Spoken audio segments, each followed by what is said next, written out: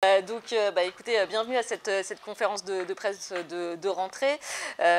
L'idée, alors, c'est vrai qu'on arrive après la conférence de presse de la ministre démissionnaire, après beaucoup de choses qui ont été dites. L'idée, c'est très rapidement de vous présenter un peu notre analyse de la rentrée. Je vous fais essayer de faire une présentation un peu de la façon dont on voit la rentrée ou ce qu'on peut en voir. Il y aura ensuite deux focus sur les questions de salaire et de salaire de carrière et de métier. Et puis ensuite, on pourra enchaîner par des questions-réponses et si besoin aussi, tout à la fin, pouvoir répondre aussi, je pourrais également répondre à vos questions. Alors, je le disais, on a beaucoup parlé de la rentrée, de la ministre démissionnaire, du contexte, mais surtout, nous, ce qu'on aimerait vous mettre en avant pour le SNES-FSU, c'est ce que cette rentrée dit de l'état du système éducatif. On parle beaucoup depuis plusieurs années de réformes. Les dernières années sont marquées par des réformes incessantes et l'idée, c'est de vous dire où on en est à cette rentrée, où en sont les personnels, ce qu'ils attendent dans un contexte qui est très particulier. Alors, c'est vrai qu'il y a ce contexte politique. Vous avez toutes et tous, je pense, suivi la conférence de presse de Nicole Belloubet, donc une conférence de presse assez lunaire, on va dire, qui correspond un peu à la période où finalement une ministre démissionnaire qui a fait preuve d'une forme de détachement qui montrait qu'elle préparait plus sa sortie que sa rentrée, parce qu'elle a quand même pris un certain nombre de distances avec l'exécutif. Elle a fait passer quelques messages. Mais nous, au SNES-FSU, on estime que c'est quand même très facile de sa part aujourd'hui de faire passer ces messages qui ne l'engagent à rien. Quand elle dit qu'il faut sanctuariser le budget 2025, c'est quand même là aussi une forme d'hypocrisie parce qu'elle sait très bien qu'il y a quand même 99,9% de chances pour que ce ne soit pas elle qui soit aux manettes quand il s'agira de travailler le budget 2025. On estime donc qu'elle n'a pas de légitimité à faire ces annonces et à s'exprimer sur ce que peut être la suite de l'éducation nationale, mais au-delà de sa posture de ministre démissionnaire et de ce qu'elle a pu dire, il nous semble que cette conférence de presse, elle a surtout acté d'une certaine manière des échecs cinglants qui entérinent finalement les errements d'une politique éducative qui aujourd'hui n'a plus lieu d'être puisqu'elle a été désavouée dans les urnes. Alors, il y a plusieurs éléments qui montrent l'échec de la politique éducative.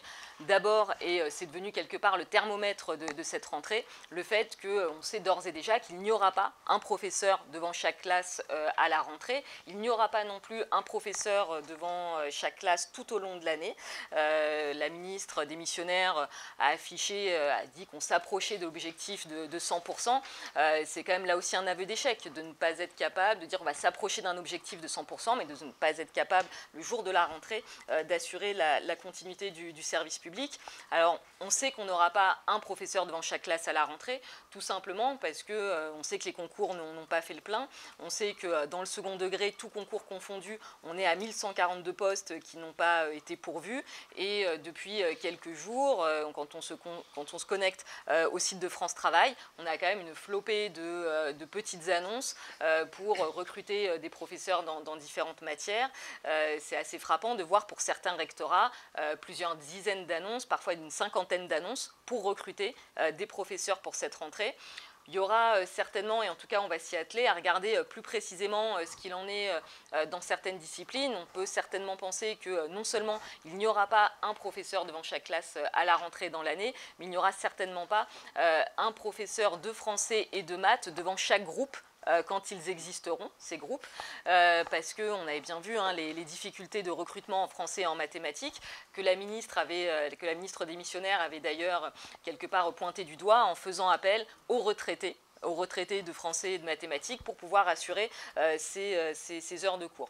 Donc on voit bien que là-dessus, on est encore une fois dans une forme de bricolage institutionnalisé qui n'est pas nouveau, mais qui dit quand même beaucoup de la crise que nous traversons. Et quelque part, on n'est pas les seuls à le dire. On le voit sur France Travail, mais c'est très intéressant de regarder les données budgétaires. Alors quand il y a un budget, pour l'instant il n'y en a pas, mais quand il y a un budget, il y a des données budgétaires et il y a des statistiques qui sont assez intéressantes puisque dans les données budgétaires notamment de 2023, on avait le nombre de postes, la part des postes vacants à la rentrée, selon les différentes rentrées, et la durée de la vacance du poste, c'est-à-dire pendant combien de temps, à partir de la rentrée, le poste reste vacant.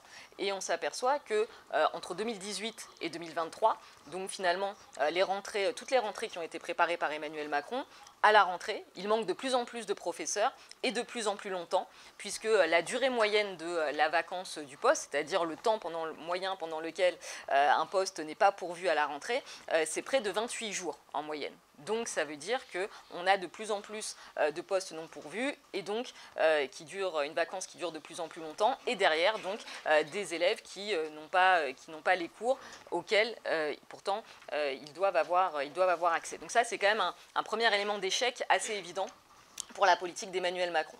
Ensuite, on aura l'occasion, je pense, d'y revenir, mais quand même se dire que cette rentrée, c'est celle du choc des savoirs. En tout cas, ça devait être celle du choc des savoirs. Force est de constater, on peut d'ores et déjà le dire, que le choc des savoirs qui va se mettre en place à la rentrée 2024 n'est pas le choc des savoirs que Gabriel Attal avait présenté le 5 décembre 2023. Il avait mis en avant un certain nombre de mesures, les groupes de niveau, la classe prépa seconde, la réforme du brevet, d'autres éléments également sur lesquels nous reviendrons. Tous ces éléments-là ne vont pas se mettre en place, soit parce qu'ils ont été les victimes collatérales de la dissolution et du contexte politique, soit tout simplement, et c'est quand même important pour nous au SNES-FSU, parce que la profession s'est largement mobilisée contre certains dispositifs, et je pense notamment aux groupes de niveau. Ils ont été très largement contestés pendant 6 mois, et une partie de nos collègues s'est emparée de ce qu'ils pouvaient faire, notamment dans le cadre du conseil d'administration, comme on l'avait appelé, pour faire des groupes qui ne sont pas des groupes de niveau. On a différentes configurations, et d'ailleurs, on va lancer une enquête auprès de nos collègues dès cet après-midi pour avoir les remontées le plus rapidement possible, pour estimer la part des établissements, la part des collèges dans lesquels il y a des groupes de niveau ou pas. Et on communiquera très rapidement ce chiffre-là, de la même manière qu'on estimera la part des établissements où il n'y a pas tous les postes qui sont pourvus. Donc on voit bien que les groupes de niveau ne vont donc pas se mettre en place partout. De la même manière, quelque part, la ministre démissionnaire l'a aussi reconnu en creux, la classe prépa seconde ne fait pas le plein d'élèves aux différents endroits où elle est expérimentée. L'uniforme est un échec avant même d'avoir commencé, puisqu'il n'y a même pas une centaine d'établissements qui sont lancés dans cette expérimentation.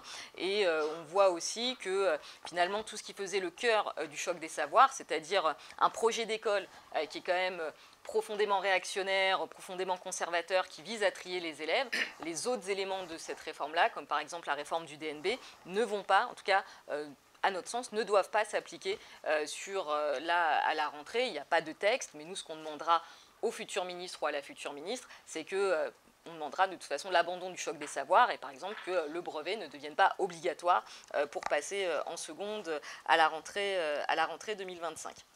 Donc on voit bien que cette politique, elle est un échec. C'est aussi à l'image du pacte, et de ce point de vue-là, contrairement à ce que la ministre démissionnaire a dit, ce n'est ni un succès ni une réussite, puisqu'on a quand même 24,2% des professeurs du second degré qui l'ont signé. Donc ça veut dire que près de 76% de nos collègues ne l'ont pas signé. Il faut quand même se rappeler que l'objectif initial qu'avait fixé Pape Ndiaye, c'était 30% de signataires pour la première année, en se disant qu'après, ça allait monter en puissance.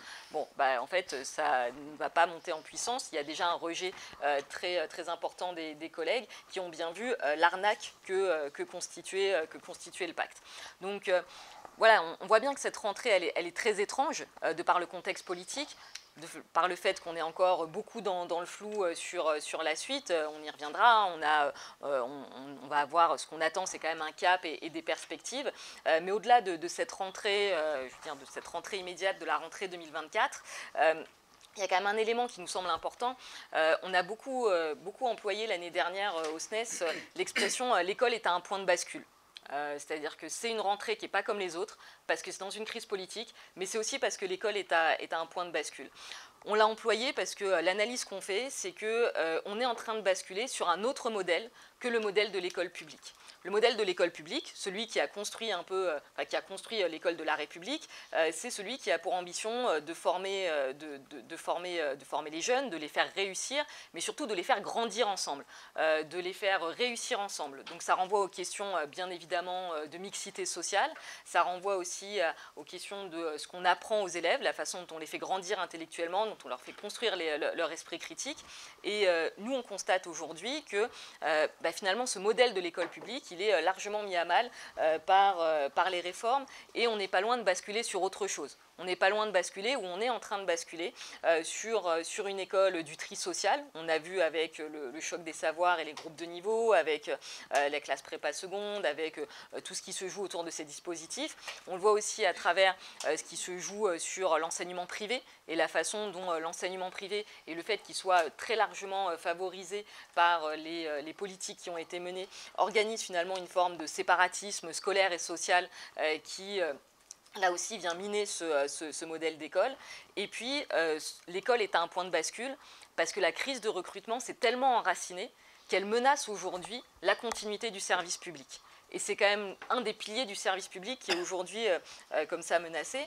Je le disais, hein, les concours n'ont pas fait le plein, mais quand on regarde sur plusieurs années, quand on regarde sur 2, 3, 4 ans, sur 2, 3 ans, pardon, on a entre 16 et 14% des postes au concours qui ne sont pas pourvus, en moyenne.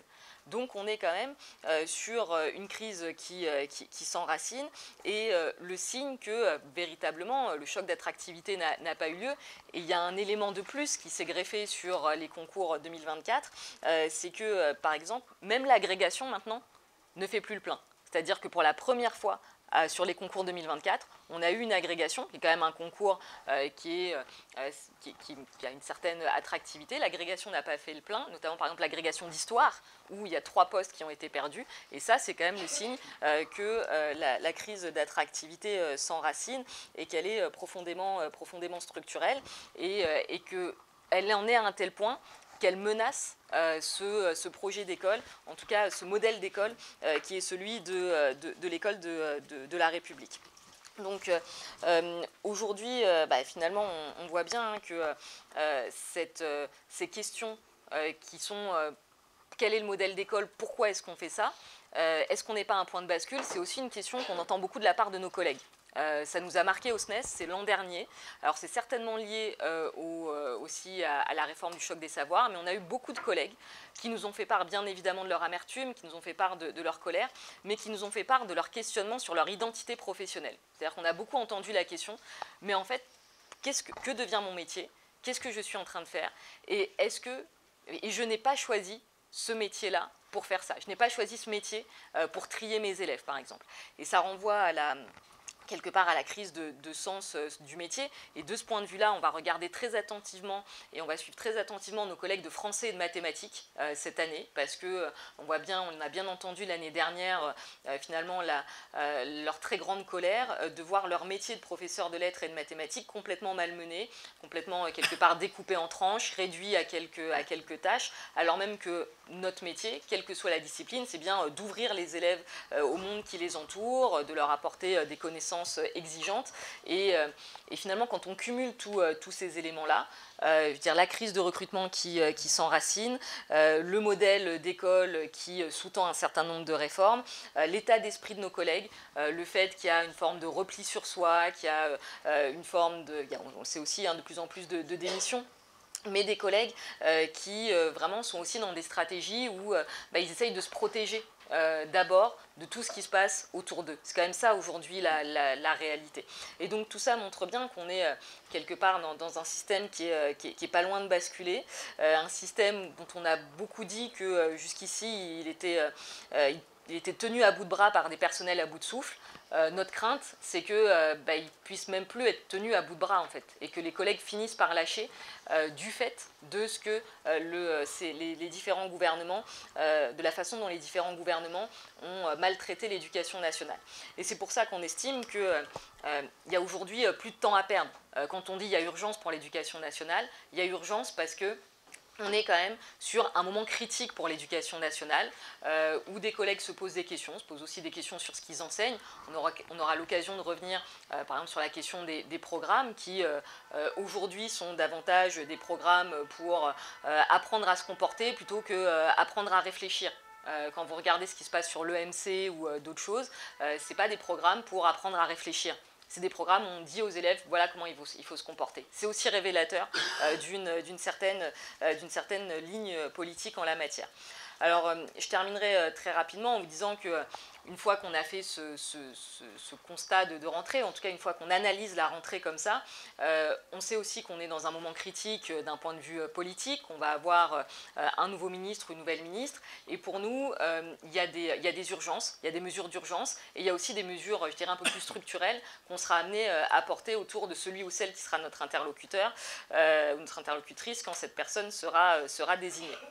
Alors, il y a bien évidemment les mesures immédiates d'abrogation du choc des savoirs, et il faut être très clair, la réforme du DNB ne doit pas s'appliquer. C'est-à-dire que dans quelques jours, nos collègues de collège vont faire leur rentrée sans savoir quoi dire à leurs élèves de 3e, mais le DNB ne doit pas devenir un examen barrière pour entrer au collège. Bien évidemment, et on aura l'occasion d'y revenir, il y a cette volonté, enfin, pour nous une exigence d'ouvrir très vite le dossier salarial, que les réformes qui sont en suspens, comme la réforme de la formation initiale, ne soient pas publiées, soient abandonnées, et qu'on reparte sur des discussions qui partent d'un vrai bilan partagé pour travailler ces questions-là.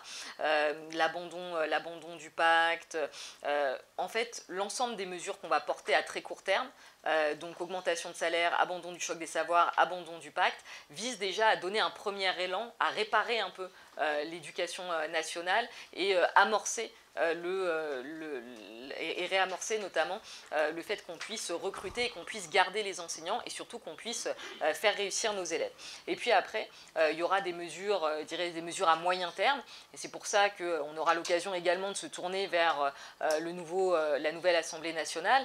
On sait que l'éducation nationale est beaucoup gouvernée par décret, et que c'est un des paradoxes, l'éducation nationale est beaucoup gouvernée par décret et assez peu par la loi, mais il y a quand même le budget qui passe au Parlement et qui sera un enjeu décisif. Et de ce point de vue-là, il nous semble absolument décisif d'amorcer un travail sur une loi de programmation pluriannuelle de recrutement et une loi de programmation pluriannuelle sur les salaires.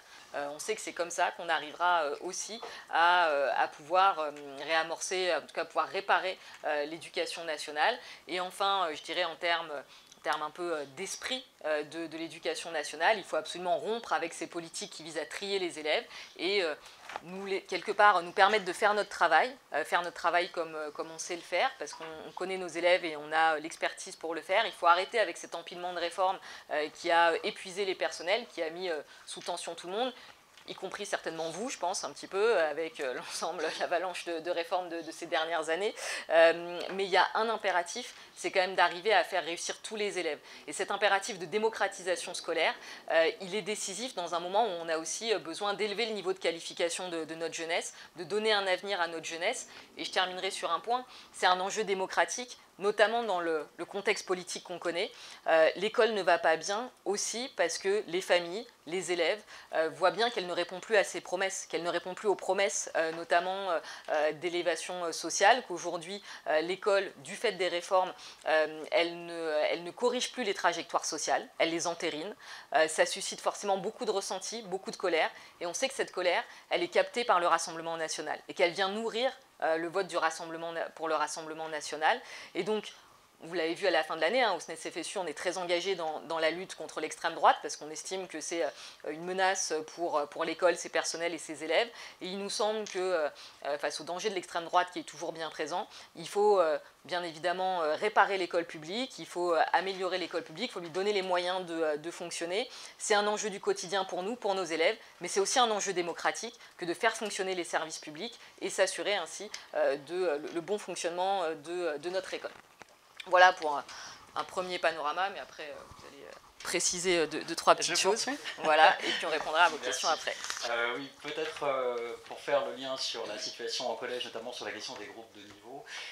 Sophie l'a dit, nous avons gagné la bataille bataille des idées, en mobilisant l'ensemble de la profession, en mobilisant surtout les parents d'élèves qui ont compris les enjeux que nous avions à défendre la mixité sociale, scolaire dans les classes, à faire que tous les élèves aient accès à la culture commune.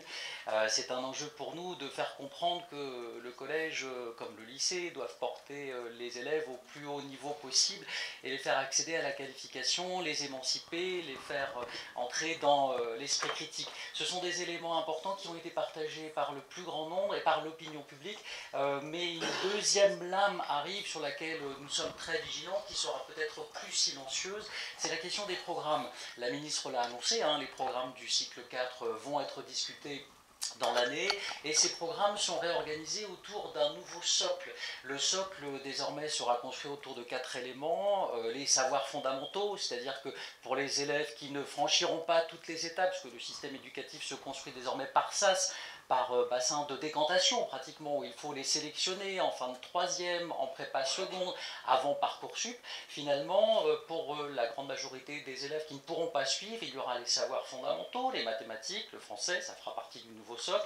Il y aura aussi les questions de culture générale, dont nous ne savons rien actuellement. Le nouveau DNB doit intégrer une dimension culture générale, mais tout semble suspendu du côté du DNB. Nous en sommes très satisfaits, notamment, comme le disait Sophie, sur le fait que le DNB ne doit pas devenir un examen pour l'accès au lycée, mais la question du contrôle continu qui doit valoriser toutes les disciplines au DNB pour nous va dans le bon sens. Ça évite de prendre en compte le positionnement dans les domaines du socle qui était extrêmement illisible et incompréhensible pour les parents mais aussi pour les personnels. Et donc un dernier élément dans le nouveau socle, c'est la question des compétences psychosociales. Et c'est un élément pour nous qui est assez préoccupant parce qu'évidemment on est tous pour le bien-être des élèves, la bienveillance s'impose, mais derrière il y a des enjeux de normer les comportements, de normer les émotions, de faire que les émotions négatives ne s'expriment pas dans les classes, que les élèves qui ont des conflits internes aient toujours une position la plus positive possible.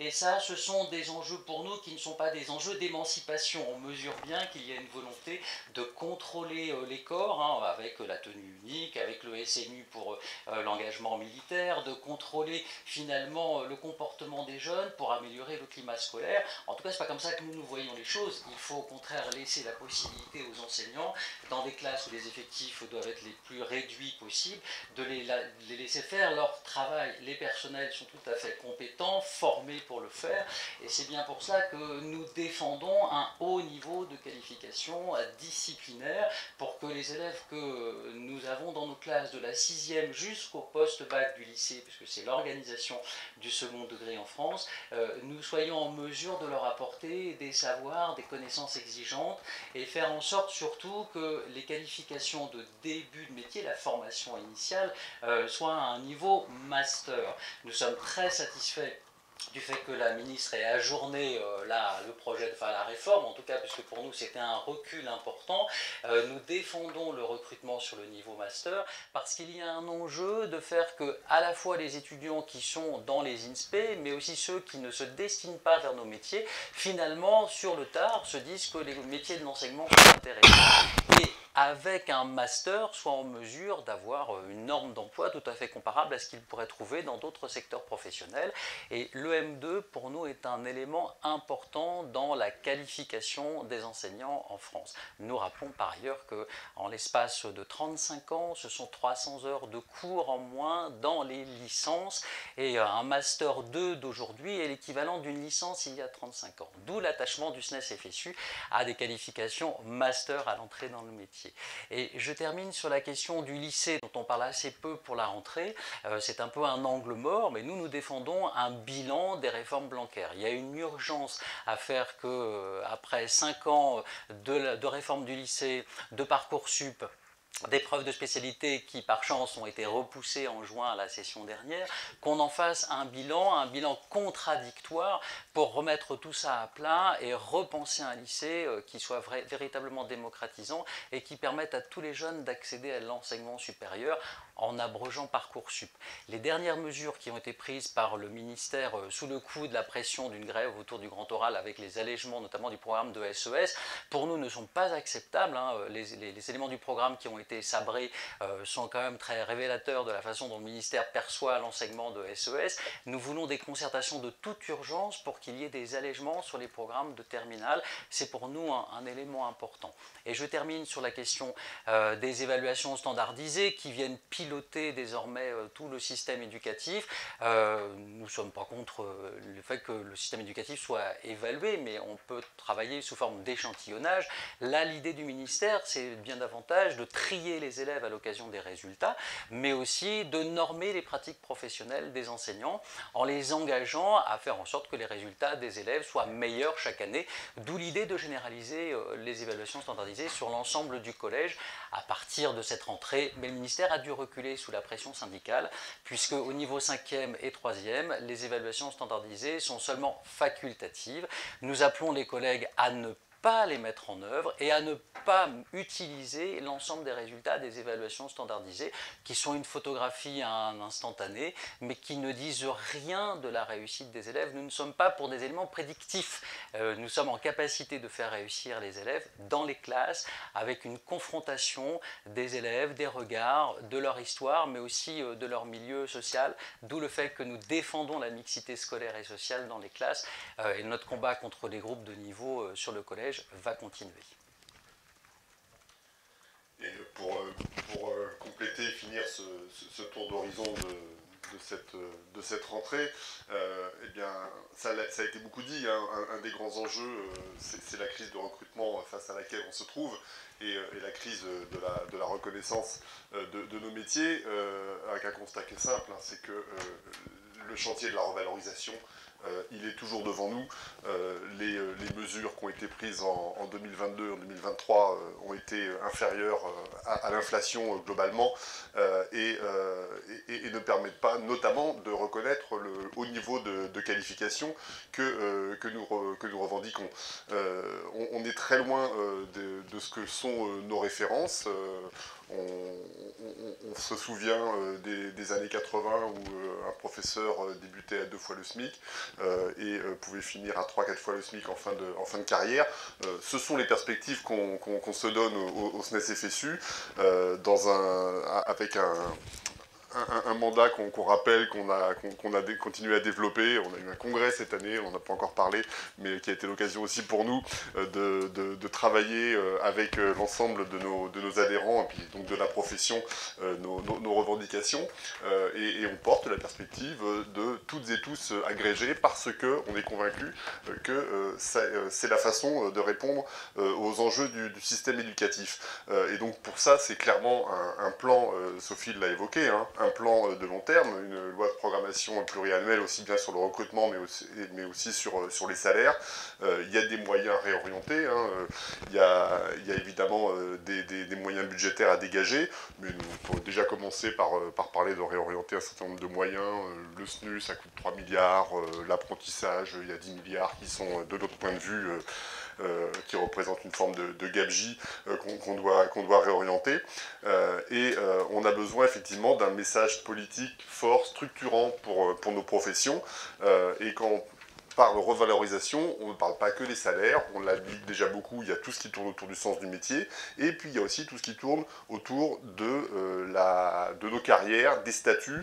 C'est extrêmement important d'envoyer aussi un message à la profession qui montre que être professeur, être CPE, être PsyEN dans les années 2020-2030, ça correspond à une mission de service public au service de l'intérêt général, et ça, de notre point de vue, c'est le renforcement du statut qui doit le garantir, et donc le retour de la gestion paritaire, avec l'abrogation de la loi de transformation de la fonction publique, et qui permettrait de mettre fin à l'arbitraire dans la gestion des carrières, est pour nous fondamental.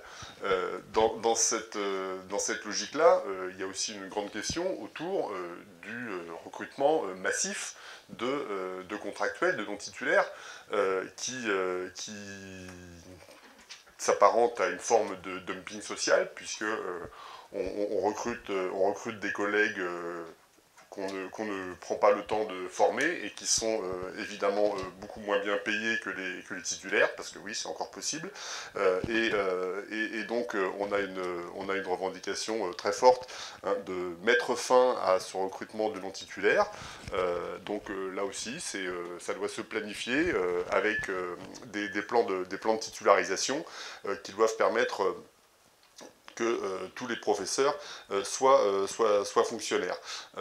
Et dans l'immédiat, il y a aussi une exigence d'avoir une harmonisation des gestions académiques avec des grilles nationales, parce qu'aujourd'hui, on s'aperçoit que les non-titulaires, suivant l'académie dans laquelle ils sont, eh bien, ils n'ont pas la même perspective en termes de rémunération, et ça, ce n'est pas acceptable. Évidemment, dans nos équipes, dans nos établissements, on a parlé des professeurs, des CPE, des PsyEN, puis il y a aussi d'autres catégories de personnel pour lesquelles il y a des revendications importantes. Je vais commencer par les assistants d'éducation, pour lesquels il est urgentissime d'obtenir une baisse du temps de travail. Aujourd'hui, un temps plein d'AED, c'est toujours plus de 41 heures par semaine. Et donc, résultat des courses, il y en a assez peu qui sont finalement et qui exercent finalement à temps plein, alors que ce temps plein, il correspond au minimum de la fonction publique, c'est-à-dire quasiment le SMIC.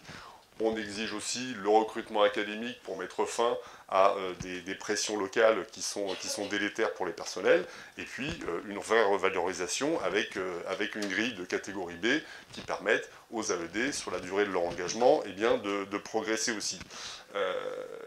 On a vécu hier soir une belle cérémonie d'ouverture des Jeux paralympiques. Ça permet de mettre la lumière sur le handicap. Quand on est dans l'éducation, mettre la lumière sur le handicap, ça veut dire évidemment toutes les questions métiers liées à l'inclusion, mais c'est aussi tout un tas de questions autour des accompagnants des élèves en situation de handicap, pour lesquels on revendique toujours la création d'un corps de catégorie B, parce qu'on a affaire à des personnels qui sont toujours extrêmement précarisés. Alors on a une petite nouveauté à cette rentrée, il y a eu une loi qui a permis à ce que l'État prenne en charge la rémunération des AESH sur le temps méridien. Donc ça a fait l'objet d'un décret cet été. Pas d'un décret, pardon, une note de service qui est parue cet été.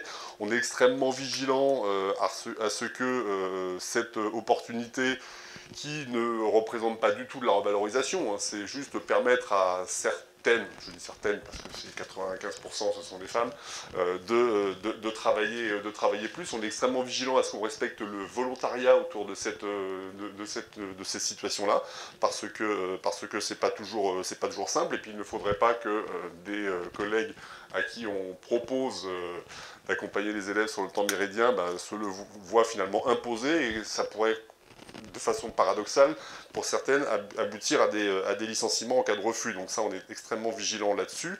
Et puis, on est extrêmement vigilant sur la façon dont ce temps de travail est bien pris en compte dans le calcul de leur rémunération. Mais je le redis, on n'est pas là dans le cadre d'une revalorisation, et on a parlé de crise de recrutement pour les personnels enseignants, on a aussi une crise de recrutement pour les AESH. Les 3000, non pas postes, comme dit la ministre démissionnaire, mais les 3000 équivalents temps plein qui sont budgétés cette année, rien ne dit qu'ils vont être occupés, parce que tous les ans, ces créations d'emplois, eh bien, on s'aperçoit qu'elles sont de plus en plus difficiles à pourvoir, du fait notamment des difficultés du métier et des conditions de rémunération et d'emploi qui sont tout à fait scandaleuses. Et puis, pour terminer, il faut aussi avoir en tête que la reconnaissance globale de nos métiers, ça passe aussi par la reconnaissance des difficultés, notamment sur la fin de carrière. Et on est toujours dans la perspective d'une abrogation de la réforme des retraites, parce que, on le dit très clairement, hein, aujourd'hui, imposer à des collègues d'être devant leur classe jusqu'à 64 ans, ce n'est pas raisonnable. On a un petit petite miette qui a été concédée sur la possibilité de réduire son activité sur les dernières années, mais cette possibilité, elle est soumise à autorisation, et donc on n'a même pas réussi à obtenir, le ministère n'a même pas souhaité écrire dans des lignes directrices de gestion que les temps partiels pour les collègues qui demandent une retraite progressive eh bien, ne devaient être refusés que de façon exceptionnelle, ce qui pour nous est évidemment une évidence. Or, on sait très bien que ça va se traduire par une multiplication des congés maladie, des congés longs pour des collègues qui ont de plus en plus de mal à aller jusqu'à 64 ans. Et donc, il y a là aussi un véritable enjeu à revenir sur cette réforme des retraites, et parce que ça participe aussi au message qu'on envoie à la profession pour leur dire, ben voilà, l'éducation c'est une priorité, les métiers de l'éducation ils sont reconnus à leur juste valeur, engagez-vous dans ces carrières-là et vous serez bien reconnus, vous serez bien traités. Et pour l'instant le message il est totalement inverse et on en voit les effets avec des collègues qui ne se présentent plus au concours et des collègues qui sont là et qui quittent de plus en plus massivement nos professions. Alors, pour finir sur une note un peu dynamique et positive, juste quand même, vous l'avez compris, hein, on le dit, on le répète, l'école elle est un point de bascule, elle connaît ce moment un peu décisif pour son avenir. Je l'ai dit, on a eu un enchaînement de réformes qui a pu peut-être être un peu usant pour certains, peut-être qu'on a aussi usé quelques ministres, hein. Après tout ça a peut-être joué dans les deux sens, mais toujours est-il qu'il y a aussi tout le paradoxe de l'année dernière, c'est que ça a été aussi une année combative. Enfin, il ne faut quand même pas passer sous silence tout ce qu'on a fait, tout ce que le SNES a fait et a initié sur la question du choc des savoirs. On a tenu la mobilisation pendant 6 mois, sous des formes extrêmement diverses. Il y a bien évidemment eu des grèves, mais il y a eu aussi des mobilisations locales. Ça a été dit, on l'a beaucoup dit l'année dernière, on a gagné la bataille des idées. C'est vrai, hein, sur la question du tri des élèves et la question des groupes de niveau, face au rouleau compresseur que pouvait représenter Gabriel Attal, on s'est parfois demandé comment ça pouvait passer. Et bien en fait, c'est pas complètement passé. Et c'est pas complètement passé parce que la profession, elle a quand même montré avec nous qu'elle était attachée à une certaine idée de l'école, à une certaine idée de la façon de faire réussir les élèves. Et ça, très clairement, c'est quand même quelque chose que le SNES a réussi, que le SNES a réussi avec la profession, et ça va être un point d'appui pour l'année à venir, avec tous les chantiers qu'on a traités, et qu'on va articuler vraiment en termes de revendications, je dirais sur 3 à 4 points. Il y a tout ce qui est modèle d'école, avec le fait qu'on ne veut plus du choc des savoirs, et puis des éléments extrêmement concrets. Par exemple, sur la question des salaires, on disait c'est exiger très rapidement une augmentation de 15% de la valeur du point d'indice. Le fait que tous les personnels doivent être concernés début, milieu et fin de carrière par ces augmentations de salaire. Et on va travailler aussi, on va exiger, on va mobiliser sur les questions de conditions de travail. On a par exemple des exigences très claires en termes de diminution des effectifs dans les classes. C'est-à-dire que ce qu'on va exiger du prochain ministre ou de la prochaine ministre, c'est d'atteindre l'idée qu'il ne doit pas y avoir plus de 20 élèves par classe en collège, il ne doit pas y avoir plus de 24 élèves par classe en lycée, qu'on doit avoir un CPE pour 250 élèves, qu'on doit avoir une CEN pour 600 élèves. C'est ça qui permet aussi de faire réussir les élèves, et c'est ça qui sera au cœur de notre mobilisation. Et enfin, pour reconstruire l'école telle qu'on le disait, il y a aussi la question forcément du nombre d'adultes présents devant les élèves. Il faut quand même se rappeler qu'il y a... Il y a quand même plusieurs milliers d'emplois qui ont été supprimés depuis en 7 ans. Hein. C'est plus de 8800 emplois qui ont été supprimés alors même qu'on gagnait plus de 7440 élèves. On estime que pour retrouver le taux d'encadrement de 2017, il faudrait créer près de 10 600 emplois. C'est les calculs qu'on a fait. Et donc, il faut y aller par étapes, ce sera par des lois de programmation pluriannuelles, mais ça va faire partie des exigences sur lesquelles on va mobiliser nos collègues. Dès demain, on appelle nos collègues à se réunir, assemblée générale, discussion avec les collègues, contact avec les parents d'élèves, avec la perspective de construire une grande grève pour l'éducation d'ici le début du mois d'octobre. En tout cas, c'est la perspective qu'on va se donner, parce qu'aujourd'hui, non seulement on n'accepte pas ce que devient l'éducation nationale, ce que devient le service public à travers les politiques qui sont menées, mais aussi parce qu'on a d'autres ambitions pour l'école, on a des ambitions pour nos élèves, on a des ambitions pour nos métiers, et dans le contexte actuel, plus que jamais, c'est nécessaire de porter ces ambitions, et on va s'y atteler dès demain en construisant les mobilisations qui seront nécessaires, y compris avec les autres organisations syndicales, et c'est quelque chose qu'on dira très vite, enfin très vite je ne sais pas du coup, mais au prochain ministre ou à la prochaine ministre, quand il ou elle sera nommé, je ne sais pas si ce sera vite ou pas, mais en tout cas on lui dira, ça c'est certain. On n'a pas de certitude sur la date de nomination, mais on a la certitude sur ce qu'on lui dira, et je dirais que c'est bien ça quelque part, l'identité du SNES, c'est d'avoir ces certitudes et de les porter. Voilà. Alors s'il y a des questions, on peut essayer d'y répondre. Alors, Marie pour commencer, puis après Noémie et Elsa. Oui. J'ai une question sur le groupe de niveau. Vous dites que clairement il n'y aura pas un prof devant chaque groupe. Au ministère, si je ne dis pas de bêtises, ils avaient estimé qu'il fallait 2500 de TP. Combien de profs manque-t-il pour si on devait faire des groupes dans chaque établissement, dans chaque collège? Oui, alors le chiffre qui a été... Alors peut-être qu'on va prendre deux, trois questions à la suite. Donc il y avait... Plus ou moins sur les groupes de niveau, est-ce que vous pouvez nous donner des exemples de dispositifs? Parce qu'on a bien compris que ça allait être assez différent d'un collège à un autre.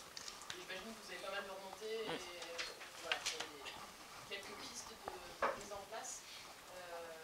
Et il démarre pour le mois d'octobre. Est-ce que vous avez déjà eu contact avec les autres syndicats, avec l'intersyndical? Vous imaginez, j'imagine, la portée dans un cadre intersyndical où vous en êtes à ce niveau? Peut-être, pardon. oui, ben on va faire le tour. Ouais. Bonjour. Peut-être toujours sur les groupes de niveau, la ministre a dit oui, les enseignants n'ont pas les moyens, demandaient plus de moyens pour appliquer les groupes de niveau. Or, vous et les enseignants sont contre tout simplement ces groupes de niveau ou de besoin. Or, il nous explique que votre revendication, ce serait d'avoir, enfin, la revendication des enseignants, d'avoir plus de moyens. Or, c'est le principe même que vous rejetez. Ok. C'est la même question qu'on a mis sur la façon dont ça allait être. Ouais. Ok. Et peut-être, ouais, non, mais c'est pour continuer sur ce thème-là, c'est savoir si on envisage, enfin si certains collègues à vous envisagent la non-mise en place ou la subversion du dispositif, qu'est-ce que vous pensez que tu peux arriver en termes de contrôle, de sanctions hiérarchiques? En gros, est-ce que ça va s'effilocher parce que personne n'ira contrôler, ou est-ce que vous pensez quand même qu'il y aura des académies où on va aller vérifier la mise en place réelle des groupes de niveau sous leur forme originale, hein? Je ne parle pas des groupes hétérogènes qui semblent être un peu imaginés par les enseignants. Oui. Oui. Juste une question sur la pause numérique. Est-ce que vous avez eu des retours sur sa mise en pratique jusqu'à ce relancer dans plusieurs établissements à la rentrée avant une éventuelle généralisation en 2025? Oui, moi j'avais une question sur le brevet. Je voulais savoir, vous avez dit que vous étiez contre le fait que la réforme s'applique, y compris, donc j'imagine, la réforme que la ministre a présentée comme imminente, des textes qui devaient être publiés. Sur la répartition contrôle continu, examen final, est-ce que vous êtes contre sur le fond, sur la forme, sur le fait que ce soit présenté après la rentrée, enfin voilà, est-ce que vous pouvez détailler? Alors peut-être une... Oui, pardon. Ou après sinon...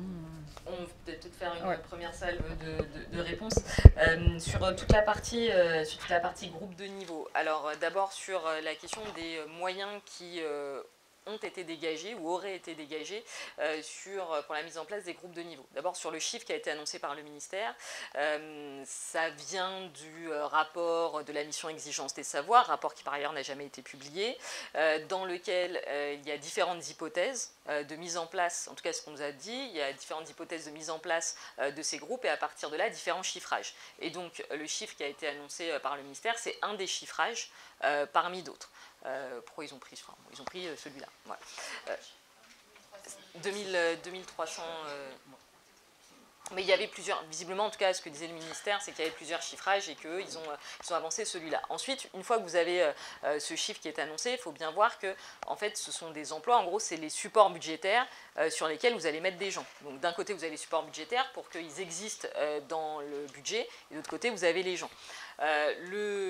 L'ex-ministre de l'Éducation nationale, Gabriel Attal, nous a toujours dit que ces emplois étaient budgétés, mais sans nous dire comment. Donc ça, c'est quand même une première interrogation. Il n'a jamais vraiment répondu à la question, non seulement de la façon dont ils étaient budgétés, mais également de leur pérennité, c'est-à-dire comment est-ce qu'ils pouvaient exister éventuellement sur plusieurs années. Donc ça fait quand même déjà des premières interrogations sur, je dirais, le support budgétaire de ces emplois. La deuxième interrogation, et c'est là où nous on intervient aussi sur cette deuxième interrogation, et ça renvoie à ce que je disais, c'est est-ce qu'on va avoir les gens pour mettre sur ces supports ? Voilà. Et c'est là que je disais, on a quand même des doutes sur la capacité du ministère à mettre non seulement un prof devant chaque classe, mais un prof devant chaque groupe. Pourquoi on a ce doute-là? Parce que, par exemple, les concours en maths et en français sont quand même ceux qui sont déficitaires depuis plusieurs années. C'est quand même, on sait qu'on manque de professeurs de maths et de professeurs de lettres. Alors, l'Éducation nationale recrute des contractuels, va faire appel à des retraités. La note de service de Nicole Belloubet sur le recrutement des professeurs retraités, c'était pour intervenir dans les groupes, et donc c'était français et mathématiques. Donc on sent bien qu'ils ont eux-mêmes, quelque part, ils ont identifié le manque de professeurs dans ces deux disciplines, et ils ont essayé de bricoler autour, mais voilà, nous on pense qu'ils auront pas suffisamment de professeurs pour mettre sur ces supports-là. Et puis après, la question va se poser, si le choc des savoirs n'est pas abrogé, de la pérennité de ces emplois. Et puis, en théorie, à la rentrée 2025, les groupes doivent monter sur le niveau 4e, 3e. Donc il y a aussi ces questions-là, non seulement ces questions, je dirais, budgétaires, mais aussi d'organisation, parce qu'on va aussi être très attentif à la désorganisation des établissements à venir en termes d'emploi du temps, etc. Mais ça posera encore toutes ces questions de professeurs disponibles ou pas. Toujours sur la question des groupes et de la façon dont ils se mettent en place, ou ils ne se mettent pas en place, ou quel type de groupe. Donc effectivement, il n'y aura pas des groupes de niveau partout. À des endroits, c'est des groupes hétérogènes, où justement les élèves sont mélangés, et oui, où finalement les collègues ont décidé de ne pas s'appuyer sur les résultats des évaluations pour pouvoir trier les élèves. On commence à avoir aussi quelques retours d'établissements où en fait il n'y aura pas de groupe de niveau, ils vont fonctionner avec des dédoublements en renforçant le groupe de français et de mathématiques, enfin en renforçant l'enseignement de français et de mathématiques. Donc là, c'est quelques exemples qu'on commence à avoir. On va certainement en avoir d'autres dans les prochains jours, mais ça montre bien que finalement, il y aura autant presque d'exemples et de configurations de groupes que de collèges. Vous allez avoir les collèges où il y a des groupes de niveau, vous allez avoir des collèges où où ils mélangent les élèves, ils font des groupes hétérogènes, c'est-à-dire qu'ils ne font pas des groupes de niveau. Vous avez des collèges où finalement les quelques collèges où il y a eu des moyens supplémentaires, ça a pu servir, là, comme dans les quelques exemples qu'on a en tête, à renforcer l'horaire de français ou de mathématiques. Ça, c'est des exemples qu'on a eus. Donc voilà un peu ce qui existe. Alors, après, du coup, je ne fais pas forcément dans l'ordre, mais ça renvoie après à la question qui va contrôler. Moi, j'aurais plutôt tendance à poser la question qui a envie de contrôler la mise en application de la réforme, en fait. Voilà. Je pense que tout le monde a compris la réponse. Je pense que tout le monde connaît la réponse de la ministre démissionnaire. En tout cas, on pense qu'elle n'a pas forcément trop envie de contrôler la mise en place de la réforme si elle est encore là. Toute la question, ça va être est-ce qu'il y a une volonté politique de contrôler la mise en place de cette réforme. Tout dépendra de qui devient ministre. Tout dépendra aussi, et c'est pour ça qu'on a travaillé sur la question du choc des savoirs, à la fois en FSU, mais aussi avec l'intersyndicale. On a travaillé, notamment en FSU, avec notre syndicat d'inspecteurs. On sait que dans l'intersyndicale, il y avait aussi un certain nombre de syndicats d'inspecteurs qui étaient opposés au choc des savoirs. Là-dessus, nous, on sera bien évidemment aux côtés de nos collègues si jamais il devait y avoir, s'il y avait des contrôles un peu trop pointilleux. Mais pour l'instant, ce qui nous semble se dessiner, c'est finalement un avenir du choc des savoirs qui serait semblable à certains éléments de la réforme du collège 2016, et notamment le dispositif des EPI, qui a fini par mourir de sa belle mort, parce que finalement plus personne ne le soutenait, et plus personne ne regardait s'il était bien mis en place. Donc on a quand même des exemples de réformes qui très contestées par les personnels, parce que c'était quand même ça l'origine, c'est que c'est des réformes qui sont très contestées par les personnels, qui n'ont pas d'intérêt pour faire réussir les élèves, qui finissent par tomber en désuétude. Et c'est vrai qu'on espère y donner un coup fatal bien avant, mais il y a quand même, c'est aussi une des perspectives. Sur la question peut-être de l'intersyndical, on va réunir l'intersyndical, enfin on va contacter l'intersyndical éducation cet après-midi pour pouvoir se réunir la semaine prochaine pour commencer à faire un premier bilan de la rentrée, un bilan du contexte aussi, parce que le contexte de cette rentrée est très particulier, et pouvoir ensuite échanger. Il y a déjà différentes expressions qui existent, différentes perspectives d'action. L'idée pour nous étant de rassembler le plus possible pour construire la mobilisation qui serait la plus forte possible, à la fois sur des questions extrêmement concrètes, salaire effectif, mais aussi quelque part défense de l'école publique, et ça sera un message très fort qu'on adressera, enfin qu'on espère pouvoir porter en intersyndical, et qu'on adressera à notre prochain interlocuteur, Ruth Grenelle. Peut-être juste, tu veux faire sur le brevet, je finirai sur la pause numérique. Oui, ouais. Vas-y, tu fais sur le brevet. Sur le DNB. Effectivement, on a un souci sur le DNB, puisque le DNB, sa rénovation, c'est dans les mesures choc de savoir.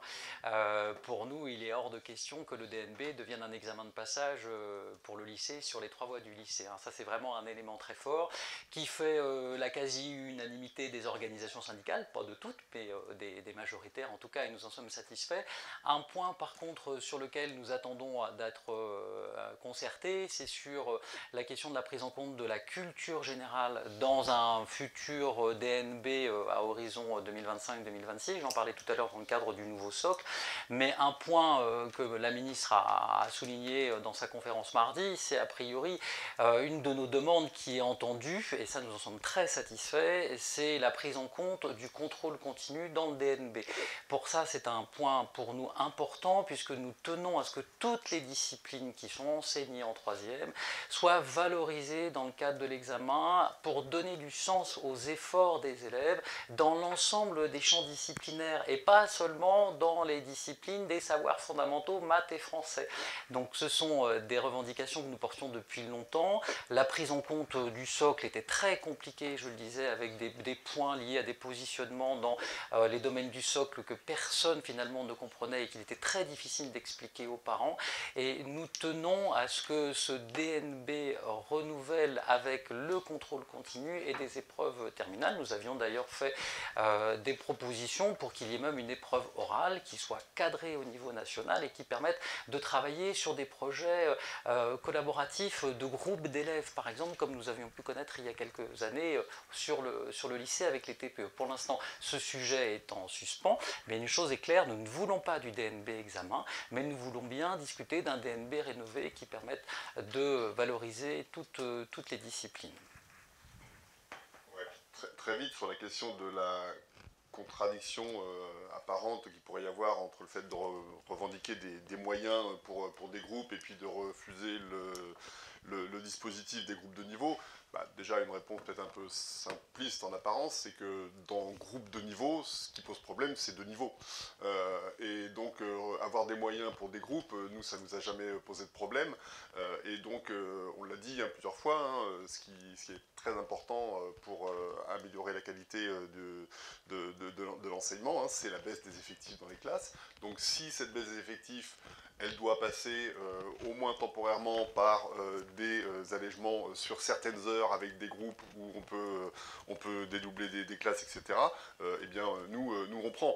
Mais on est dans cette logique-là où on a besoin effectivement de moyens. Alors, sans reprendre à tout ce qu'a redéveloppé Sophie sur la difficulté qu'il y a à mettre ensuite des personnels en face, mais on est bien obligé de continuer à revendiquer les moyens pour faire baisser les effectifs, y compris si c'est parfois dans des groupes.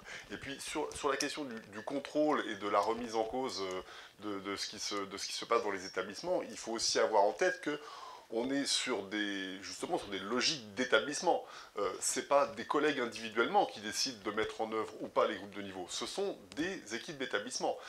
Et de ce point de vue-là, on a aussi mené toute une campagne sur les 6 derniers mois de l'année scolaire précédente, sur la façon dont les décisions actées dans les conseils d'administration devaient être respectées. La réglementation permet malgré tout encore de faire en sorte que les conseils d'administration décident de telle ou telle modalité d'organisation des enseignements. Il faut que ce soit respecté. On sait que ça peut être tendu ici ou là pour effectivement que des décisions de conseils d'administration ne soient pas remises en cause par des inspections académiques ou des rectorats. On y veille et on accompagne les équipes, mais on est dans des logiques d'équipe et pas individuelles, ce qui change un petit peu la donne en termes de potentielle répression, je vais le dire comme ça. Je complète sur les moyens, parce que je pense qu'il faut vraiment clarifier les choses. Les 2300 emplois dont le ministère parle, en fait, ce sont des heures qui ont été piquées aux élèves. C'est l'heure de technologie d'il y a 2 ans qui a été retirée. Les élèves, désormais, en 6e, n'ont plus les 27 heures de cours, mais ont 26 heures de cours. L'heure de technologie a été supprimée, elle a été transformée en heure de soutien approfondissement maths français à la rentrée dernière. Cette heure disparaît, et c'est cette heure qui est retirée de l'emploi du temps des élèves qui a permis de mobiliser l'équivalent de 1700 équivalents temps plein. Mais ces heures, elles étaient dues aux élèves. Ce sont des heures qui ont été retirées à l'emploi du temps des élèves pour être réinjectées dans des groupes de niveau que nous contestons. Et l'entourloupe, quand même, elle est assez scandaleuse pour nous. Là, lorsque l'on voit les savoirs fondamentaux qui prennent vraiment une priorité absolue, c'est au détriment d'autres disciplines. Nous demandons le rétablissement de l'heure de technologie en 6e, qui est bien plus importante au titre de la culture commune, pour montrer que les sciences, elles sont partout, et que savoir s'exprimer, c'est aussi s'exprimer dans la culture technologique. Donc il faut bien rétablir les choses et mesurer que le ministère, parfois, ne dit pas la vérité. Et alors, il n'a pas complètement dit non plus la vérité sur les pauses numériques, le ministère. Voilà, puisqu'il y a donc cette histoire de pause numérique qui a donc été annoncée là comme étant expérimentée à la rentrée et généralisée en janvier 2025. À ce jour, nous n'avons aucune information tangible et concrète sur le sujet, si ce n'est que quand on essaye d'imaginer à quoi ça pourrait ressembler et ce que ça pourrait vouloir dire en termes d'organisation des établissements, de conséquences pour les vies scolaires et notamment nos collègues CPE et AED pour gérer cette chose-là. Ça paraît d'abord être une charge supplémentaire, très difficile à gérer quand on essaye de se projeter sur ce que ça veut dire, plusieurs centaines d'élèves qui arrivent le matin, pour qui il faut gérer la pause numérique, des élèves qui repartent, les mêmes élèves qui repartent le soir, où il faut gérer le retour des téléphones portables pendant que les bus des transports scolaires sont en train d'arriver. Enfin, quiconque connaît un peu le fonctionnement d'un établissement scolaire sait que ça ne peut pas très bien se passer en fait. Et donc nous n'avons strictement aucune information. Après la ministre, les ministres qui se sont succédés renvoient beaucoup la question du téléphone portable à la question de la lutte contre le harcèlement en milieu scolaire. La lutte contre le harcèlement en milieu scolaire, c'est un sujet qui est effectivement crucial parce qu'on sait ce que le harcèlement en milieu scolaire fait à certains de nos élèves, mais la lutte contre le harcèlement en milieu scolaire, elle passe par bien d'autres choses que ce gadget de la pause numérique. On a déjà eu, il y a déjà eu des choses, c'était notamment Gabriel Attal qui avait fait beaucoup de communication comme toujours sur ce sujet, mais qui ne s'était pas attaqué au vrai problème, qui est quand même celui d'avoir suffisamment d'adultes dans les établissements pour que les élèves puissent trouver quelqu'un à qui parler et surtout pour qu'on puisse faire de la prévention et que les situations de harcèlement n'arrivent pas. Voilà. Une autre question sur les groupes de niveau. 20% des établissements qui ont des niveaux supplémentaires, est-ce que ça va aussi des conséquences? Notamment, je pense aux enseignants qui ont des affaires comme par exemple les SVT, qui travaillent aussi sur des établissements, par exemple, est-ce qu'ils ne posent pas des genres de vu que la organisation et le niveau? Oui, on va peut-être prendre. S'il y a d'autres questions, sinon on peut. Oui, et puis après. Si on peut avoir. Je suis pas sûre que ce soit très clair. J'ai du mal à voir la différence sur les dispositifs des groupes de niveau entre un groupe hétérogène et un renfort horaire français-maths. C'est quoi la différence? Okay. C'était sur l'allègement des programmes. On parle bien des programmes de spé. Est-ce qu'on parle de toutes les spécialités? Et surtout, est-ce que du coup ça veut dire qu'à la rentrée, les élèves ont commencé à travailler sur un programme qui va changer en cours d'année? Est-ce que l'allègement est pour le bac 2025 ou est-ce que c'est pour la rentrée 2025? Oui. Je voulais revenir sur quelque chose qui n'a rien à voir sur les chiffres que vous donnez sur les vacances de profs à la rentrée, les postes vacants. Déjà, d'où viennent exactement ces chiffres, voilà. Et aussi, comment vous expliquez ces vacances et cette augmentation de vacances? Est-ce que c'est notamment dû, par exemple, à des néo-titulaires qui sont nommés au mauvais endroit ou beaucoup trop éloignés de leur domicile ou d'autres raisons comme ça? Et sur la prépa seconde, qui va être quand même expérimentée, est-ce que vous avez des remontées? Et la ministre dit que les chiffres sont très bas, mais qu'elle espère que ça va remonter là très rapidement. Donc, de quelle façon est-ce qu'on va convaincre des volontaires? Est-ce que vous avez des échos là-dessus? Alors, je ne sais pas si on a des échos sur les classes prépa seconde, mais il y a de l'écho ici.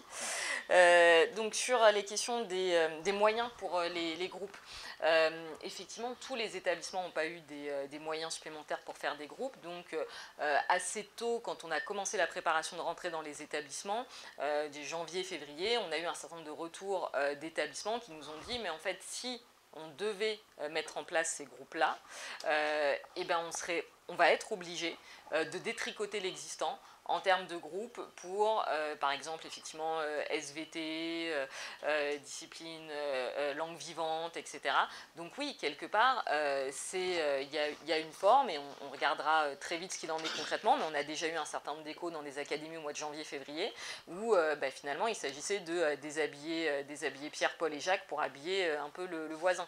Donc ça, c'est une réalité, et ça montre bien qu'au final, l'idée que, enfin, ce qui n'est pas fait, c'est qu'on ne donne pas les moyens à l'éducation nationale. C'est-à-dire que même pour ça, il n'y avait de toute façon pas les moyens qui étaient mis, et il y a encore eu une forme de gestion de la pénurie. Et donc cette réforme, non seulement elle est mauvaise parce qu'elle trie les élèves, mais en plus, pour faire quelque chose de mauvais, eh ben on enlève des dispositifs qui fonctionnent pour les élèves, parce que parfois il a été question d'enlever des dispositifs d'accompagnement des élèves les plus en difficulté qui fonctionnaient, d'enlever des doublements en sciences expérimentales ou autres. Donc ça, effectivement, c'était aussi une réalité. Sur les un peu dans le désordre, sur les chiffres, les chiffres de postes vacants à la rentrée. Alors en fait, c'est issu des documents budgétaires qui sont produits notamment par l'Assemblée nationale. Alors aujourd'hui, effectivement, parler de budget et d'Assemblée nationale, c'est un peu voilà, mais c'est des données budgétaires de 2023. Donc c'est des documents d'ailleurs qui sont accessibles au grand public, et donc qu'on travaille et qu'on a transformé notamment sur le tableau de la page 3 du dossier de presse. Et c'est effectivement comme ça qu'on arrive à la conclusion qu'il y a de toute façon, il manque à la rentrée de plus en plus de professeurs et de plus en plus longtemps. Pourquoi plus on avance dans le temps, plus on manque de professeurs à la rentrée? Tout simplement parce qu'on enchaîne aussi le cumul des postes vacants, non pourvus, au concours. C'est-à-dire que quand vous regardez sur plusieurs années, on est sur 2 ou 3 ans, on est quand même sur plusieurs milliers de postes qui ne sont pas pourvus. Et on a vu les années précédentes aussi que, de toute façon, il y avait même pas, les rectorats n'étaient pas en mesure non plus de les pourvoir de quelque manière que ce soit par des TZR ou des contractuels. Donc, clairement, quand vous cumulez les concours qui ne font pas le plein, c'est plus un petit trou dans la raquette que vous avez, c'est un gros trou, et ça finit par se voir comme ça. Après, localement, ponctuellement, vous avez effectivement peut-être des professeurs stagiaires qui peuvent ne pas se présenter, on sait que ça renvoie à un certain nombre de problématiques, mais la raison principale, c'est quand même le fait qu'on cumule, et on sait depuis maintenant plusieurs années, les postes vacants au concours. Après, il y avait la question du programme de spécialité, peut-être. Oui, peut-être juste revenir sur la question des groupes de niveau. Effectivement, Sophie le disait, il y a les établissements qui n'ont pas eu de moyens et les chefs d'établissement qui ont passé en force pour mettre en place les groupes de niveau ont mobilisé des moyens qui étaient pris à d'autres disciplines. Hein. Sophie a parlé des sciences par exemple, mais c'est aussi des options de langue vivante, des groupes de langue vivante, des lettres classiques, le latin notamment, qui a été supprimé dans certains collèges pour aller sur les savoirs fondamentaux, maths et français. Et il y a un autre effet qu'on verra à partir de la semaine prochaine quand les élèves vont découvrir les emplois du temps, c'est la question des barrétages, parce que beaucoup d'établissements ne font pas le choix de groupes de niveau, mais ont mis en place des groupes hétérogènes à l'année qui ne sont pas les groupes classes, c'est-à-dire que les élèves vont changer de groupe au moment du français et des maths, avec un effet important sur la vie scolaire, parce qu'ils vont être dans une autre classe que la classe habituelle, pour des repères, pour les 6e et les 5e, vous imaginez ce que ça signifie en termes de vie scolaire, mais ça a un effet sur l'ensemble des emplois du temps des autres classes et de l'ensemble des personnels. Et là aussi, ça peut avoir un effet sur des compléments de service, puisque vous en parliez tout à l'heure. La question de la prépa seconde, effectivement la ministre est très prudente, elle a raison, puisque pour la rentrée prochaine, la prépa seconde est simplement dans une dimension de préfiguration, c'est-à-dire qu'il y a une prépa seconde qui a été ouverte par département, seuls les élèves volontaires peuvent s'y inscrire, mais les élèves qui ont été recalés au DNB. On verra précisément combien d'élèves se sont portés volontaires, mais il est certain pour nous que nous faisons tout pour que les élèves de 3e ne s'y engagent pas, mais demandent bien leur affectation dans une seconde générale technologique ou professionnelle, parce que la prépa de seconde, c'est moins d'heures de cours, il n'y a pas de programme, et la prépa seconde est basée sur des projets dont on ne connaît pas la nature. Donc ce n'est pas ainsi qu'on va permettre à des élèves de reprendre pied vers le lycée, mais au contraire, on va les encourager à regarder ailleurs. Ils auront atteint d'ailleurs les 16 ans, scolarité obligatoire à 16 ans, nous revendiquons la scolarité obligatoire à 18 ans, justement pour garder les élèves, et on voit bien que cette classe prépa seconde est un sas, ça ressemble au 6e de transition que nous avions dans les années 60-70, les élèves vont très bien comprendre pourquoi ils sont là, donc seuls les volontaires cette année, et nous espérons que ce dispositif ne sera pas généralisé à la rentrée prochaine, d'autant qu'il viendra mordre sur les effectifs de seconde et prendre des moyens, parce que ces classes de fait n'ont pas d'horaire. Et puis sur les programmes de spécialité de terminale, nous faisons des propositions pour aménager d'urgence, notamment les programmes de SES, mais pas seulement. Nous listons un certain nombre de priorités, mais c'est vrai qu'il faut faire les choses de manière rapide pour que les collègues soient informés. Nous avions fait le même travail l'an dernier, puisque les programmes de spécialité en terminale n'ont pas été, au moment où ils ont été conçus, ils n'ont pas été conçus avec un autre examen qui est arrivé plus tard, qui est le grand oral. Désormais, avec des épreuves de spécialité repoussées de mars à juin, ce qui est une très bonne chose pour nous, c'était notre revendication, les établissements et les collègues doivent à la fois gérer les programmes pour les épreuves écrites, mais aussi préparer individuellement les élèves pour le grand oral. Et c'est là qu'il y a eu un cumul trop important de tâches à faire sur l'année scolaire dans les spécialités, d'où la nécessité d'alléger les programmes pour l'examen de spécialité. Nous faisons des propositions, mais nous en faisons aussi pour le niveau première, notamment pour l'épreuve anticipée de français. Et c'est un sujet que nous travaillons régulièrement avec le ministère, mais le ministère préfère avoir des programmes dithyrambiques, encyclopédiques, même s'ils ne sont pas mis en œuvre. Et c'est bien là la difficulté, c'est que les collègues font des choix dans le cadre de la liberté pédagogique, mais nous souhaitons que le ministère mesure qu'il y a un enjeu sur les programmes pour faire que les programmes soient accessibles aux élèves et qu'ils soient réellement pris en compte au moment de l'examen. Ce n'est pas tout à fait le cas actuellement. Ça renvoie à ce que, pour celles et ceux qui, comme moi, se sont fait mal ce matin en écoutant Jean-Michel Blanquer, non, parce qu'il a eu un petit mot pour la réforme du bac et notamment sur la question des programmes en disant mais aujourd'hui plus personne ne se plaint que les programmes soient exigeants. Sauf que c'est des programmes qui sont d'une exigence qui renvoient là, qui amènent aussi à une forme de sélection des élèves, de tri des élèves. On l'a vu notamment au lycée, des élèves qui, quand il était question des mathématiques en seconde, qui baissaient complètement les bras. Et c'est là qu'on voit aussi qu'il y a un débat sur finalement la conception de l'école. Jean-Michel Blanquer, c'était l'exigence pour trier les élèves. Nous, effectivement, on a cette idée que les programmes, ils doivent être ambitieux pour les élèves, mais ils doivent bien permettre d'amener tous les élèves vers cet esprit critique, cette culture générale à partir de ces savoirs et de ces connaissances et de ces programmes. Oui, je reviens sur la question des échéances. pour cet allègement des programmes, est-ce que ça pourrait, selon vous, intervenir pour cette session du bac? Et pour le brevet aussi, vous avez dit que vous étiez prêt à discuter d'un DNB rénové qui prenne en compte toutes les matières dans le contrôle continu, mais est-ce que pour vous, ça pourrait intervenir pour cette session du brevet? Et est-ce qu'une fois entamée l'année, c'est possible c'est possible de commencer l'année, puis que les règles soient précisées un peu après la rentrée? Il est certain que sur le DNB, il y a une urgence à organiser des concertations pour que le ministère précise un petit peu sa pensée. Nous devions avoir un certain nombre d'instances, notamment le Conseil supérieur d'éducation au mois de juillet, qui devait nous présenter un certain nombre de textes. Nous avons compris avec la ministre que ces textes étaient prêts. Ceux sur le DNB examen semblent gelés. C'est une très bonne chose que nous ne voulons vraiment pas voir advenir le DNB comme un examen de passage. Mais pour la réorganisation du DNB, il faudrait très rapidement pouvoir organiser des concertations, donner des avis pour que les élèves soient rapidement informés. Il est évident qu'une transformation du DNB en cours d'année n'est pas une bonne chose. Il y a nécessité de préparer les équipes, de donner de l'information aux élèves et aux familles. Il y a vraiment une urgence pour que le DNB soit transformé et que toutes les disciplines y contribuent dès cette session. Mais là, nous sommes dans une impasse pour l'instant en termes institutionnels. Ah, nous ne demandons pas l'année. Alors, il y a deux choses. C'est pour ça que sur le DNB, le DNB a été pris dans la réforme choc des savoirs avec le DNB qui devient un examen. Nous sommes très clairs là-dessus. Nous sommes contre un DNB transformé en examen de passage. Il y a d'ailleurs eu, on pourrait y revenir, la question des correctifs académiques. Les correctifs académiques supprimés en tant que tels ne posent pas souci, mais les correctifs académiques supprimés au DNB, c'est quand même 3,5 points de taux de réussite en moins.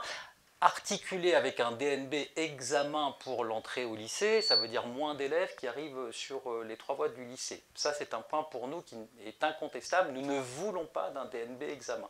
En revanche, nous voulons, et ça fait très longtemps que nous portons les revendications, d'un DNB rénové qui soit clarifié et qui permette à toutes les disciplines d'être valorisées.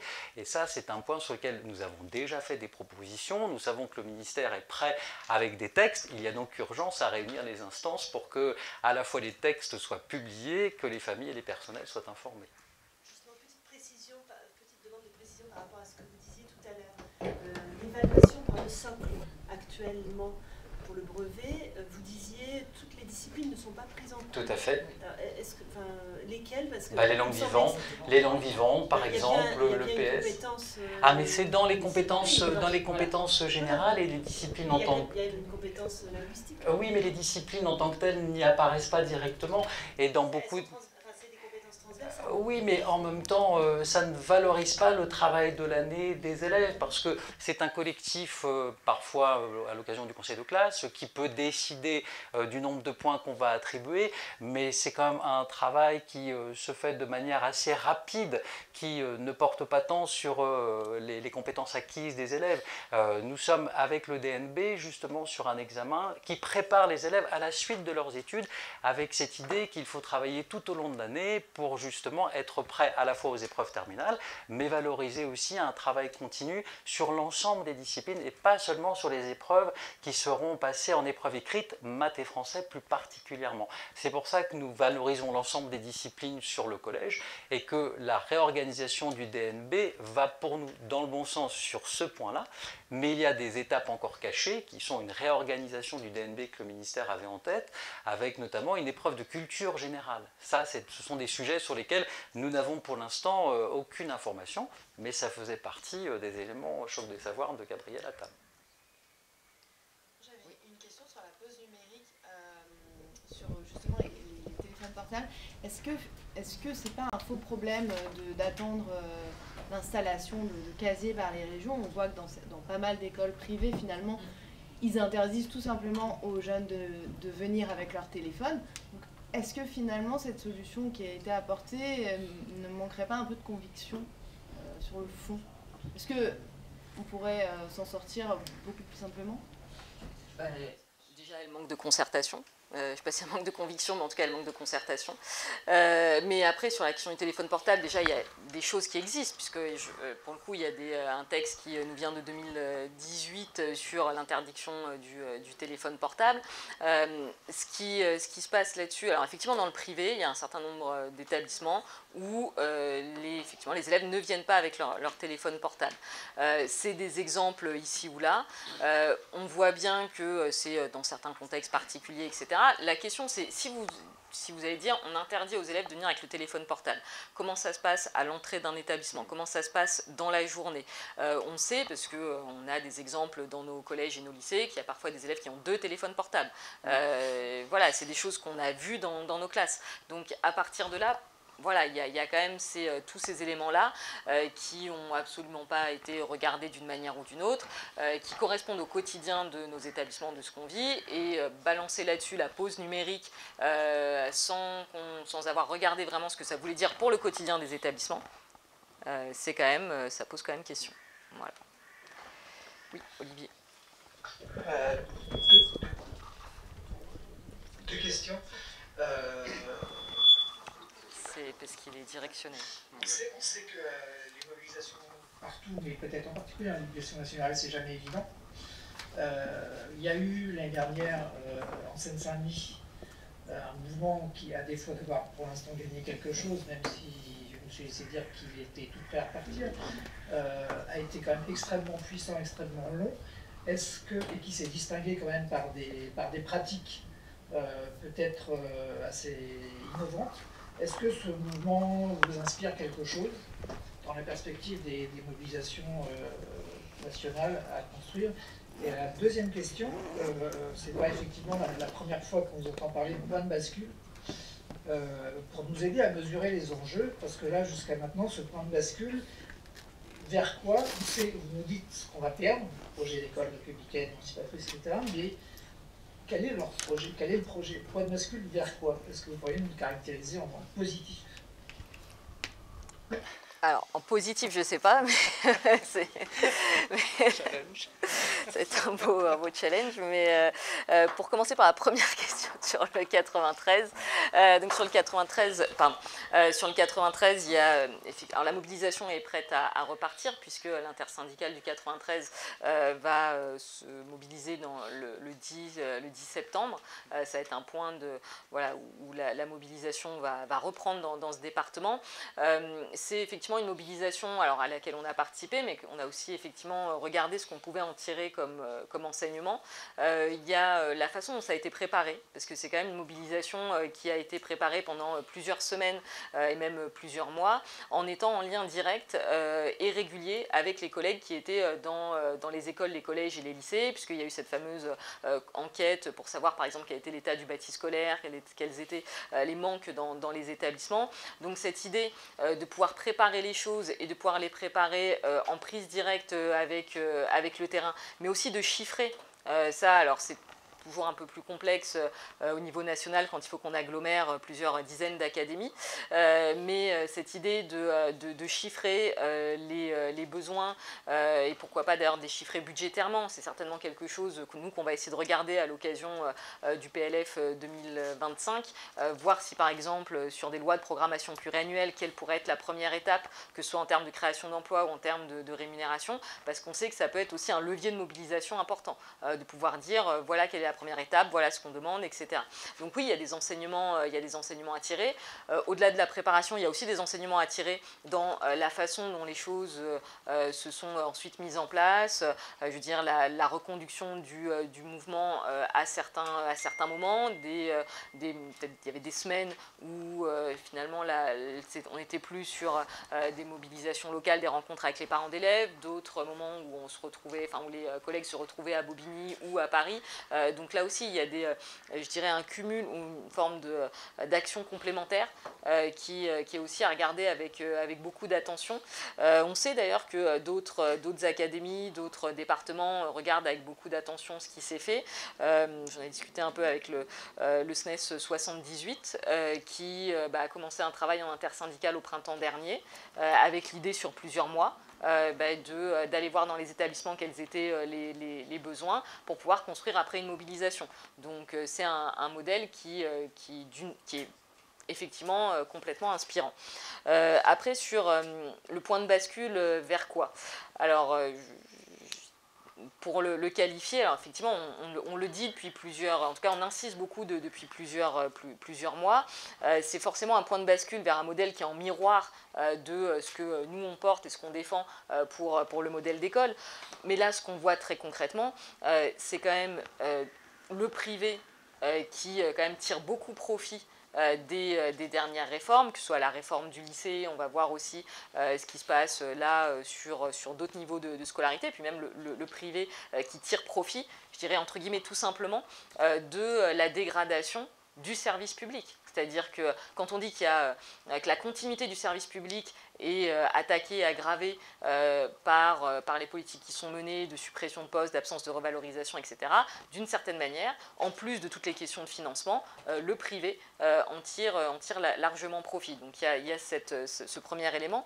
Le deuxième élément, c'est cette idée que finalement le modèle d'école publique, le modèle d'école de la République, c'est finalement que les élèves peuvent réussir et quelles que soient leurs origines sociales, parce que de toute façon l'école va permettre de contrecarrer des destins sociaux qui auraient sur lesquels pèsent lourdement les origines sociales. C'est ça quand même un des éléments importants du projet d'école publique et du projet d'école auquel nous on est attachés. Or on voit que dans les réformes qui ont été menées, tout renvoie quand même à la responsabilité individuelle des élèves, avec finalement cette idée que les élèves seraient responsables parfois de leurs échecs, et en tout cas l'école ne serait pas en mesure de contrecarrer ces inégalités et renverrait à la responsabilité des élèves dans une vision qui est extrêmement libérale de l'éducation, et c'est certainement ça aussi qui est en train de se dessiner, et ça se voit très certainement aussi par le fait qu'une forme de reproduction sociale qui a toujours marqué le système éducatif français. Il ne s'agit pas d'idéaliser ou de mythifier le système éducatif français. On sait qu'il est traversé par de très fortes inégalités. Mais là, on a vraiment cette logique finalement d'une école qui ne joue plus ce rôle-là sur la question des trajectoires sociales qui vont plutôt être confortées que changées. Voilà.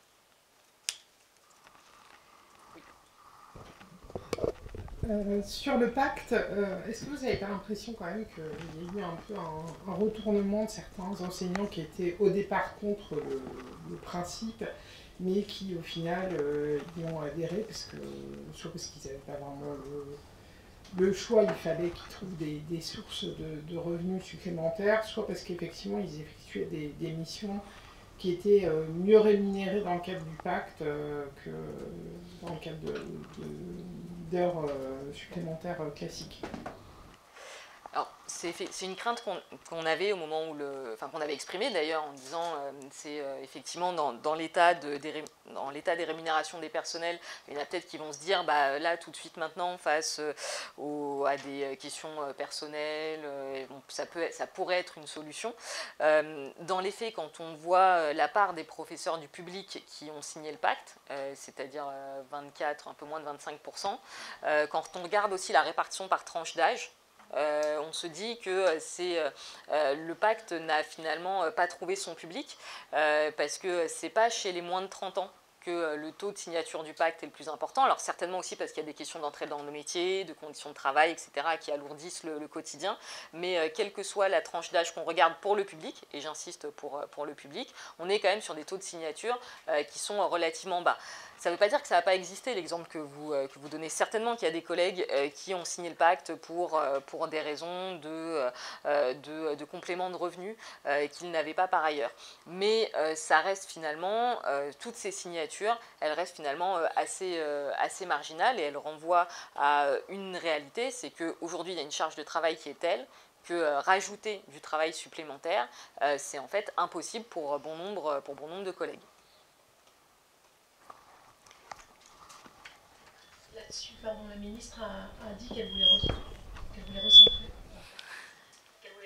budgétairement le pacte sur les missions de remplacement. Qu'est-ce que ça veut dire concrètement? Était une petite question en plus sur ce que vous avez évoqué la réforme de la formation initiale, mais la formation continue devait être, sa réforme pleine et entière devait être mise en œuvre là. On en a eu très peu d'écho en réalité par Nicole Belloubet. Est-ce que vous savez ce qui va se passer et quelles pourraient être les conséquences de sa mise en œuvre complète? Oui, alors.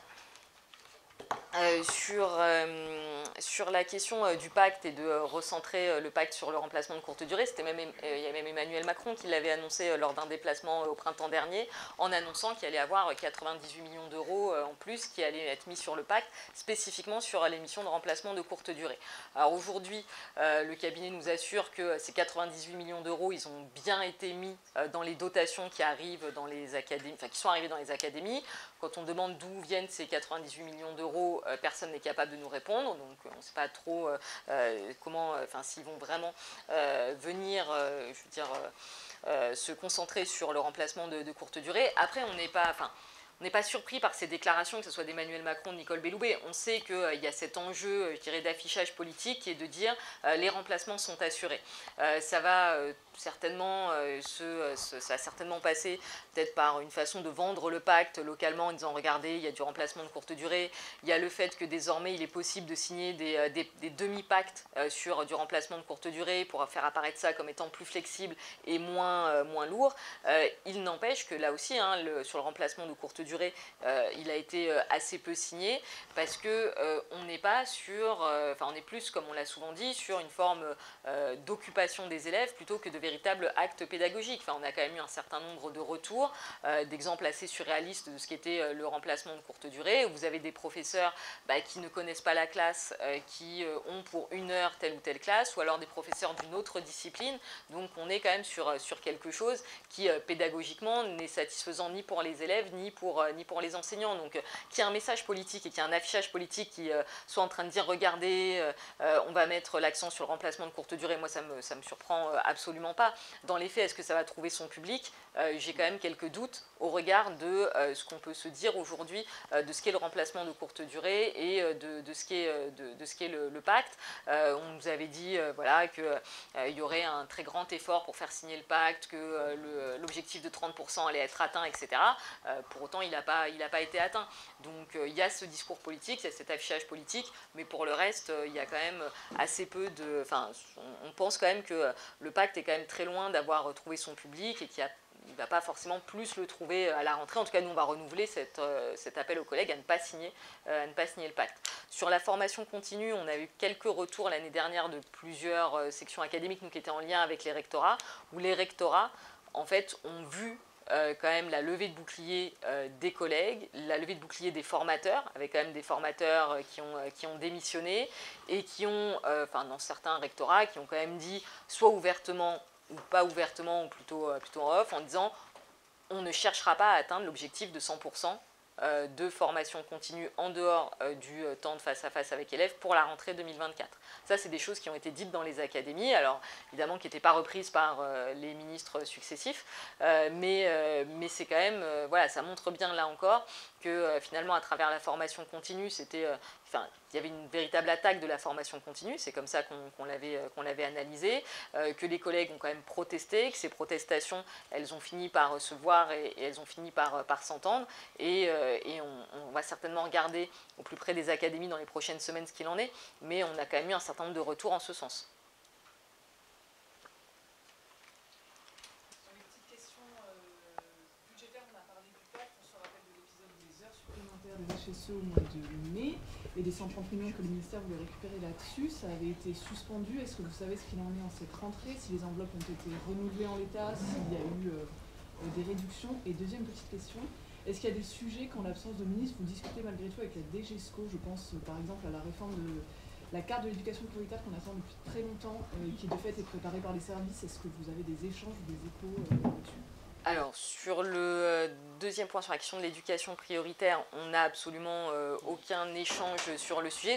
Il y a quand même plusieurs ministres qui se sont succédés, Pape Ndiaye et puis Nicole Belloubet, qui parlaient de l'éducation prioritaire. Gabriel Attal l'avait aussi vaguement évoqué, mais il n'y a eu aucun début de travaux. Et quand nous, on a commencé à poser ce que sont nos exigences sur la carte de l'éducation prioritaire, c'est-à-dire par exemple intégrer les lycées, voir comment se construit la carte, sur la base de quels critères, aucun début de travail ne nous a été présenté d'une manière ou d'une autre, à chaque fois nous disant bah, écoutez, on attend encore un peu, on va voir les échéances qui se précisent, etc.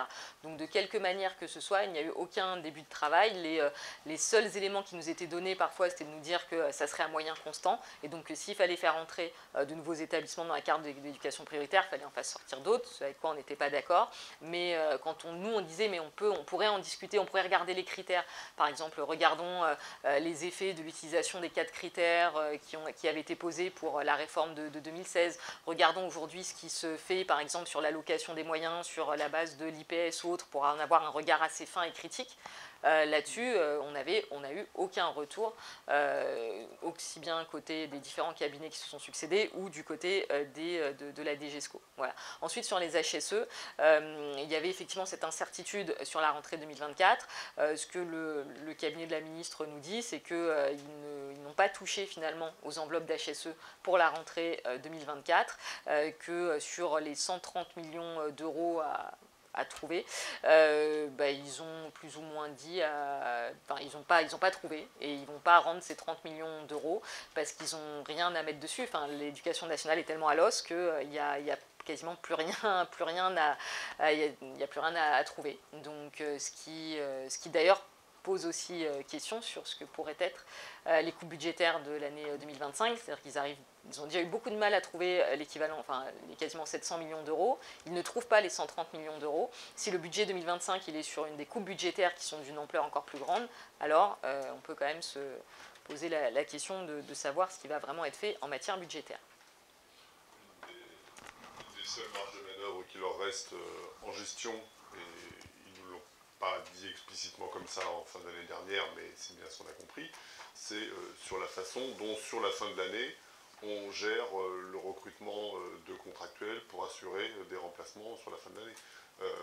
C'est-à-dire qu'on va avancer la date où on arrête de remplacer un professeur parce que les enveloppes budgétaires ne le permettent plus.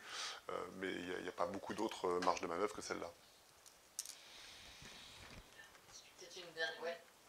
À qui? Ah oui, c'est pour, oui, j'ai regardé, j'ai surveillé l'heure aussi. S'il n'y a pas d'autres questions, on vous remercie d'être venus.